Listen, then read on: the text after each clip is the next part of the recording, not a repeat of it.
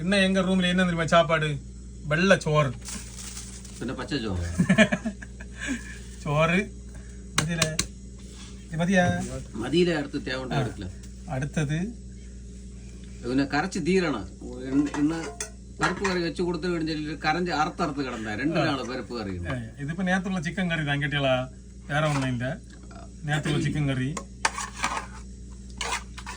പിന്നെ അതൊക്കെ കൂടെ இன்னும் ஒரு സൈഡ് ഡിഷ് ഉണ്ട് കേട്ടിയാ?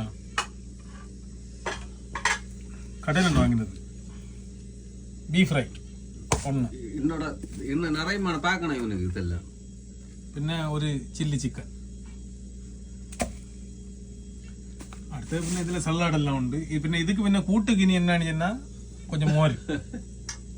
മോര് ഉണ്ടായതാ നടക്കാം കേട്ടിയാ? സെറ്റപ്പ് ആയിരിക്കും. അടിച്ച് വീട്ടിടേണ്ടതായി ഒരു കാരണം. ഇനി இந்த മോരെ വിട്ട് ചപ്പിടേണ്ടതായി. உங்களுக்கு வேணுமா மோரு? உங்களுக்கு வேணுமா? இது எல்லாம் கூட கேட்டீங்களா?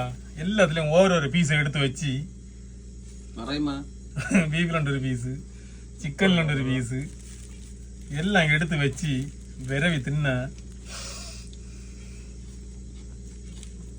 ഇതേപോലെ ഇനി രസം വെച്ച് തരുമ്പോഴേ ചെല്ലണം. രസം വെച്ച് മുളങ്കം മാറ്റാൻ லைக் பண்ணுங்க, ஷேர் பண்ணுங்க, கமெண்ட் பண்ணுங்க.